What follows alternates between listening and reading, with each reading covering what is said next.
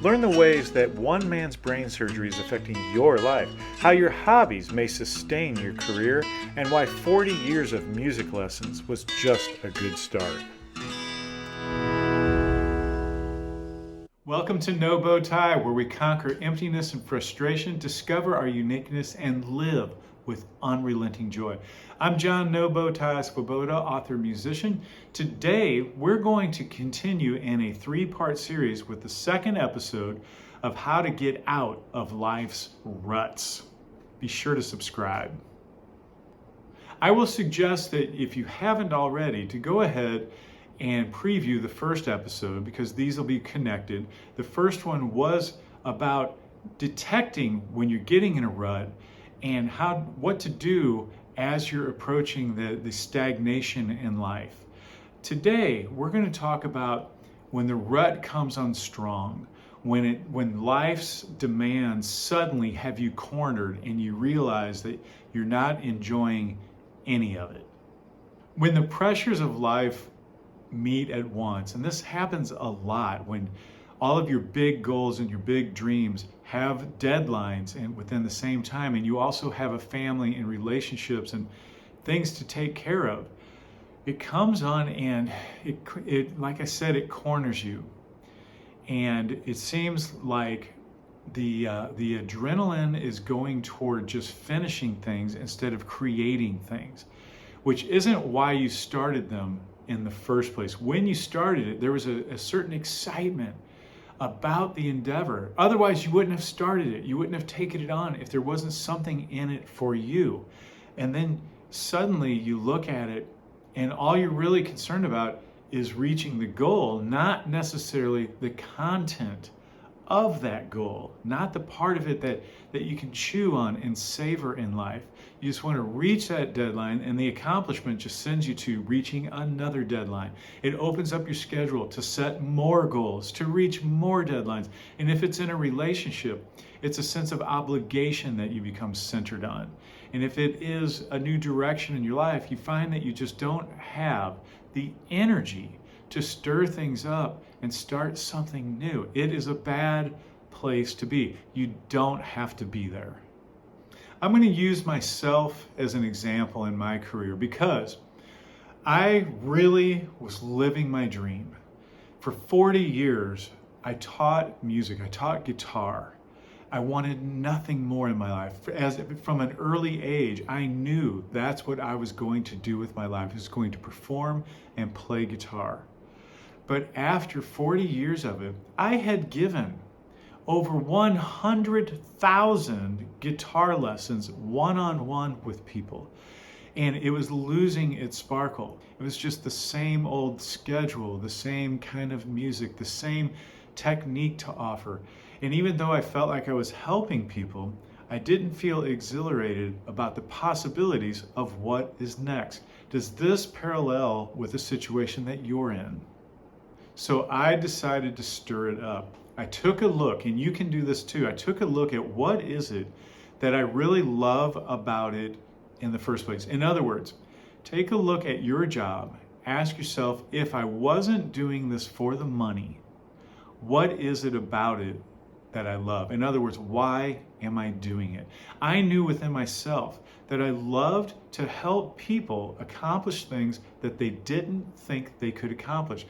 I focused on that.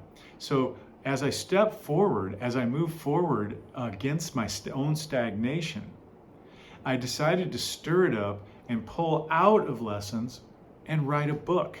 And there enters the challenge. I'd never written a book. I never wanted to write a book. I didn't like to write, and I don't like to use computers and the marketing skills and all that. None of it appealed to me. But I still focused on that's why I was doing the job in the first place.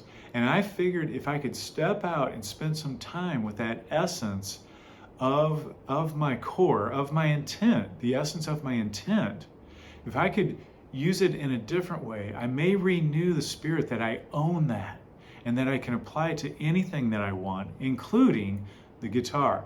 And it came around tenfold.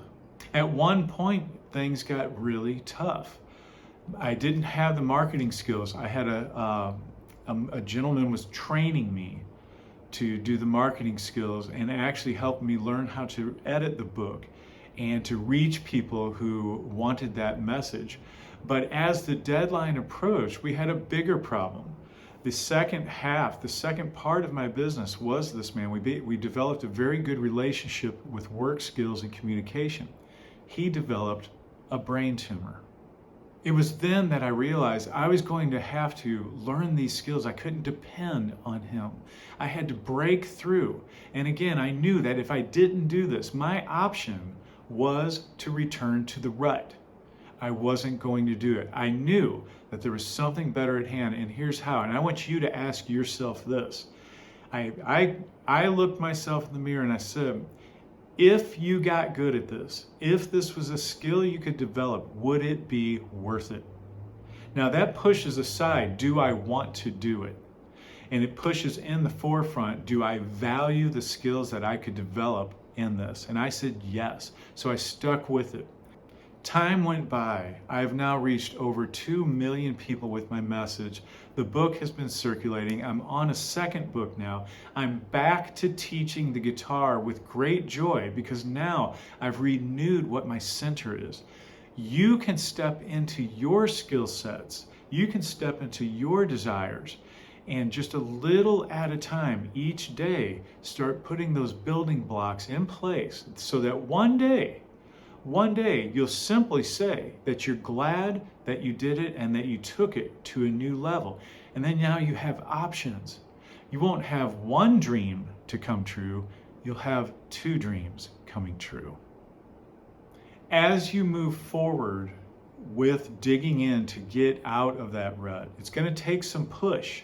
But as you do, realize that sometimes the discomfort is the newness, the novelty of the new training you're going to have to do, or the new paradigm you're going to have to have. You're going to have to see yourself in a different way.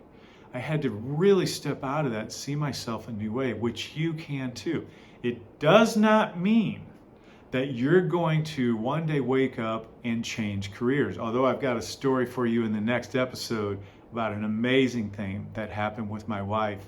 Now, we're running out of time. We're going to go. The next episode, the 3rd episode, is very exciting. It's about not making any changes at all in your skill set and reinventing and living a whole new life. Before you go, be sure to subscribe, and I'm going to leave you with another zesty musical example of taking the bow tie out of classical music.